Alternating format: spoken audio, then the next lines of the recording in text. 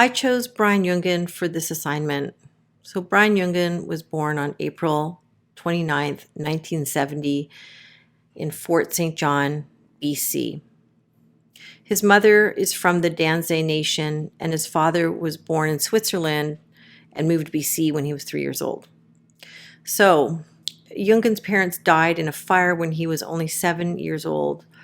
His father's sister and her husband raised him in the Peace River area of BC. Although Jungen wasn't raised in an Indigenous environment, he did maintain some ties to his mother's community, which helped him in his journey to reclaim his culture in his early adulthood. Why did I choose to do my presentation on Brian Jungen? I felt it was a good choice for this assignment because his work is very approachable for students. There's a lot of inspiration, which we'll look at later. I really like his elaborate assemblages and his installations that draw inspiration from Indigenous heritage, but they're also blended with his observations of post-industrial consumerism, which is very current. So he often combines significant objects from First Nations culture with industrial materials, including sporting equipment, which I will illustrate in a couple of slides. In his works, the viewer can still recognize the original materials used and the meanings, symbols, and the power associated with these objects.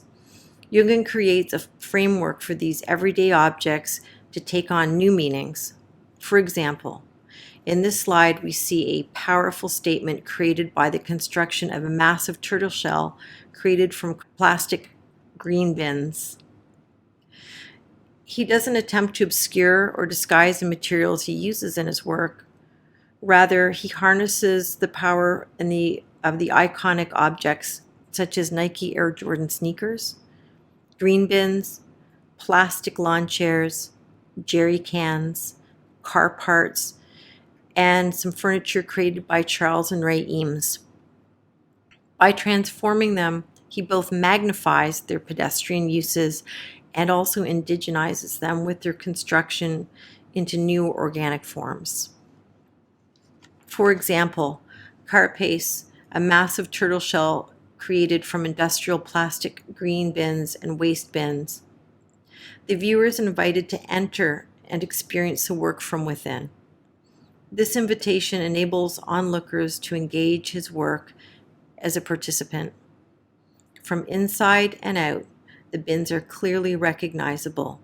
Also recognizable is the multi-layered connections to how we don't use, or misuse green bins, the role that plastic plays in environmental pollution, the natural world, and of course Turtle Island, an empty shell of plastic. This is the only slide I have in this slide deck that isn't my own. I didn't have a picture of Brian Jungen. At age 18, Brian Jungen moved to Vancouver, where he attended Emily Carr University of Art and Design. He graduated in 1992 with a diploma of visual art. In 1998, he continued his education with a self-directed residency at Banff Centre for the Arts in Alberta. It was here that he began a group of artworks that he titled Prototypes for a New Understanding. This body of work got the attention of the art world. Many of you have probably seen them, but you may not know their name. They look like this.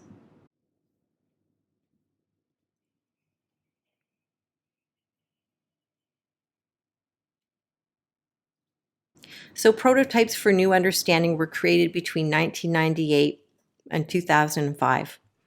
They are a series of sculptures made to resemble Northwest Coast Indigenous masks.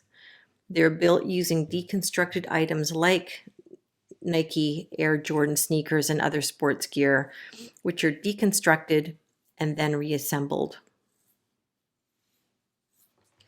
I have a quote from him. It says, "Once something is broken, it's kind of liberating because you can do anything with it."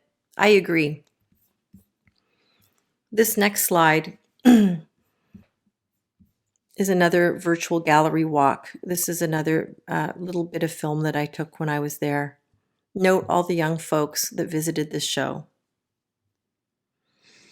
So in August 2019, the AGO mounted an exhibit of his work titled Friendship Center. This is where many of the photos for this presentation came from. In the photo and video clips, you might notice that the gallery has been transformed to resemble a gymnasium. As part of the exhibit, Brian Jungen wanted the space to have a feel of a friendship center. He wanted to pay homage to the cultural spaces Indigenous communities gather in that offer social, spiritual, and recreational services for members of the urban community. Friendship centers often house gym and sports facilities. These two types of public, multi-purpose venues are places where people come together, not only to play and exercise, but also to hold important meetings, celebrations, and powwows. There is a cultural mixing that happens in them.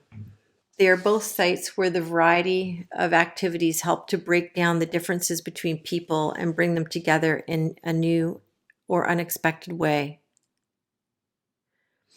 This was evident during the exhibition of Friendship Center. The works on display attracted a diverse crowd to the gallery. I tried to avoid recording people in my video clips, but I wish I hadn't. The clips would have captured the usual suspects seen at the galleries, the old fogies. But there were also a lot of young people there to view the show, which in my experience is a bit of an anomaly, especially at the AGO. It could have been the sheer splendor of the work, but I'm guessing what brought them there in the droves was the way in which Jungen deconstructed popular consumer sporting gear to create indigenous sculptures. It was approachable. He had found a way for art to not only negotiate a connection between two cultures, but also bridge generations.